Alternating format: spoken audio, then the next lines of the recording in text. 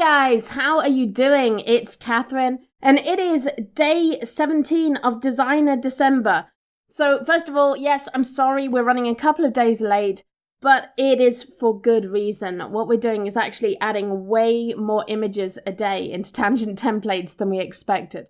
So these updates that we've been putting in, and this is the 17th update this month, they are huge. We're adding a lot of images. Initially, we planned to add maybe like 10, 20 images a day. Some days we've been adding 50, 100, even more images. So there's a lot that we've just put in, and we've still got 7 days to go. Oh my gosh. So we might go a little past Christmas just to make sure we get all those updates in.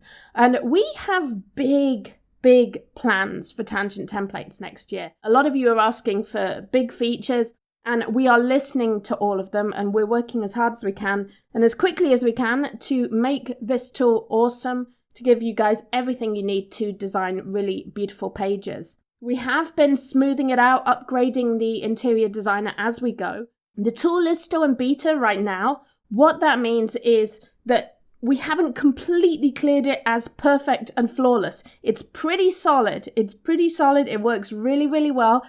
But we want to make sure it's absolutely perfect before we pull that out of beta. What we've been doing all this month is adding improvements, smoothing out the features and functions, and it's looking pretty good. It's working pretty well, and the designs that we're creating with it are awesome. I'm just so excited about it. But we're listening to all your comments, all your suggestions about new features, and we have a long list that we're working on and hoping to bring you all the goodies in the new year. So let's jump in and take a look at day 17. And guys, this one is a game changer. We have brought you undated monthly calendars, and lots of them. So you can create a simple calendar like this. This is like the month on one page. And we also have 2-page spreads, which I know a lot of you have been asking about for quite a while. But check this out. So that's page 1 there. And page 2. So that would be a nice monthly spread with the month across 2 pages. So at the moment, these are all undated. We know you probably want dated calendars like this. Please wait till the new year. We will be looking at that in the new year because I know you guys want to see dated ones too. But for now, you can build some pretty amazing undated planners and calendars using this. And the great thing with undated calendars, especially monthly ones, is that they work really well for things like workout journals. A lot of people, they buy workout journals that are undated because maybe they're going to start their workouts in February or March. They're not actually starting in January. So undated planners actually have quite a lot of purpose. So with this update, you can make all kinds of undated calendars. So we took a look at a single page calendar, and really you can make something like this in probably a minute. In fact, I can show you. If we add a page, all you do is you go to images and we go down here to calendars. And what we've done is actually added all the different styles of calendar here. You can use something like this. This has rounded edges. It's got the squares on. If we go back to calendars, we have some square ones like this with the straight edges. So there's a whole bunch of different styles of calendars here. And we've actually tried to be kind of clever with this or helpful with this by giving you things like these checkboxes. So I know a lot of you like to put checkboxes onto your calendars. So there you go. There's some simple checkboxes that you can add. Let's make sure those are size so it's even. But you can see how you can kind of move these around to move them to different corners like that. There we go. You want to align it like that. Remember, you can use the arrows to fine-tune elements like that. You can see I'm using the arrows to sort of fine-tune that. But yeah, we've given you checkboxes like that you can add to your calendars. And if you want to make a 2-page spread, this is what you do. So we've got 2 pages here. I'm going to go to calendars. And if you scroll down a little bit, you'll see there are pairs here. So these calendars are in pairs. And they are different styles. So this is like the full box here. This one is missing the outside. So it's just a simple grid like that. You can see. If I click away, you can see what I mean. So that's a very simple one like that. In fact, let's have another look, see a few more of these. If we scroll down. I kind of like these ones. I think these look really nice. So let's take a look at how we make a 2-page spread. So what I'm going to do is go to calendars, and I'm going to scroll down through these, and here we are. So you'll see that these ones are in pairs. So this goes Monday to Thursday, that's Friday to Sunday. And the way they work is you choose what style you want. So I really like this style here. And I'm going to make this the size I wanted on the page. So there we go. That's a good spot for it. It gives me a little bit of space here so I can add some decoration. And it gives me some space up here to put any notes I want. I could also put it here and put my notes underneath, of course. But I think that's a good space for it there. So what I'm going to do here is take a look at this number, the top. So that's 252 and the height is 802. So I'm going to remember that. You could write it down, of course, but the top's 252, the height is 802. So I'm going to go back to my pages. Okay, so now I'm going to go over to the second page. I'm going to find the same calendar, and this time I need the other half of the pair. So there it is. And I'm going to change that height to 802 and update it. And remember, we want it here on this side of the page now because it's going to open up. So we want it towards the inside there. And I'm just going to change the top and make sure that's perfectly aligned. So that was 252. Update that. Boom. Now, if we go back and look at our pages, you can see we basically have the bare bones of a planner. So a 2-page planner. So what you could do is actually duplicate these pages to create a whole bunch of plain planners like this. And then you can go ahead and add your decorations to make each day of your calendar different. So I'll show you how to do that. So you duplicate it just by doing that. And then, of course, you're going to want to move that over there. And then we're going to duplicate that one and just make sure they're in the right place. So you can see you could just duplicate a bunch of these. You can do it 12 times. And then you can go ahead and decorate your planner. So I used butterflies. You can find the butterflies here and you can use those. So I made like a pretty butterfly calendar. But you could absolutely use, I don't know, let's see. If you've got a sort of spiritual book, you could use these trees and add those in there.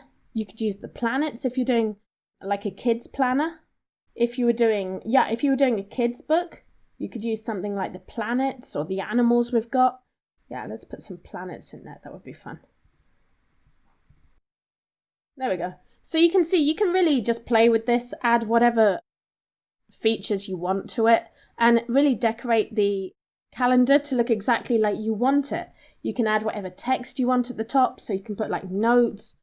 You can put space for people to write the months. So if you're doing a calendar and you don't know when they're going to be starting it, you can put a note and say month, and then you could put a line so people can actually write the month in there. So you have a lot of options with this to really design the pages of your planner, your calendar, exactly as you want. So I made a few more here. I did a little engineering one here using one of the infographics that we added. I think it was yesterday we did infographics, but there's one there. And I also did some really tiny calendars here. Now, a word of caution, if you're making tiny calendars, do try printing it on your own printer to see if it prints okay. Because KDP do have size limitations, and if things get too small, it's possible you may see printing issues. These print okay as they are, but one good rule of thumb is to actually draw a line, and you can see the thickness of this line. This is actually pretty much the thinnest that KDP can handle safely. So as long as your lines are pretty much along the same thickness as that, which they are, it should be fine. But if they get too thin, if anything gets too small, it may not print correctly. But try printing it on your home printer. That's usually a pretty good test of whether it will survive the KDP printing process. So you can also do really fun things with these calendars. So I just made this month's coffee count. So this is basically a monthly calendar for seeing how much coffee you drink in a month. I think I would probably be off this scale. I'm not sure that 3 cups a day is really enough. But the idea of this is that you'll colour in each day, just like with a mood tracker, you can colour in each day to say how many cups of coffee you drank that day. Whether you had no coffee, 1, 2 or 3 cups of coffee, you can colour in that coffee cup. And of course you colour in these ones as a key. But I thought this was a really cute design here. So the way I made this, if I start with a blank page, let's make this smaller.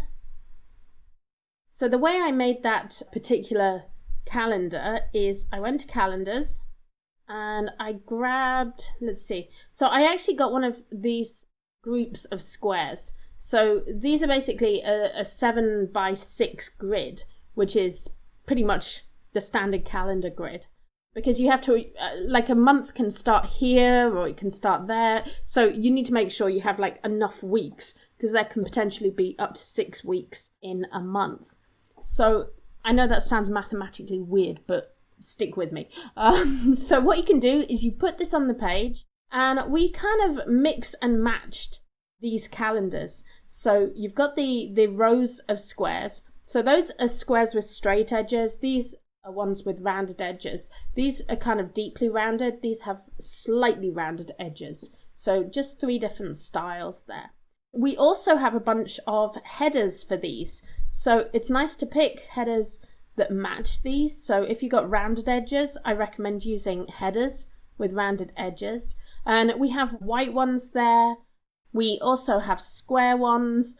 There's plain ones here, actually. These don't have any dates written on them. If you're making a calendar for another language, so for example, if I wanted to make a calendar in French, I can go in and type like lundi, that's Monday, what's Tuesday, mardi.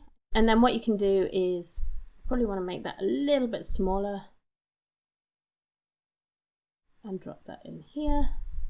Make it a little smaller there, and so on. So I could go in and actually create my own labels there. And of course you can copy and paste this whole group through your calendar. So it's kind of a good way to add different languages and make planners in different languages. So, okay, so that's the headers and doing these square calendars.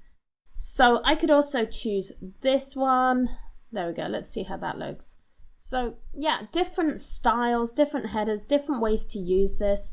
I mean, you could even get really creative and, I don't know, maybe put it on the bottom too. Yeah, you have a lot of choices for how you use these. Our plan with it really was to allow you to be as creative as possible with your ideas, to mix and match your designs up. So you can pretty much create designs for anything, whether it's like engineering or whether it's for drinking coffee. For this particular planner, the elements I used were actually from Journal Elements, which is the first folder in images. So I used one of these frames. I used that one there. And little cups of coffee. There's coffee and there's that kind of coffee cup as well. So you can have fun with that. I like this font as well. That's the Indie Flower font that I used there.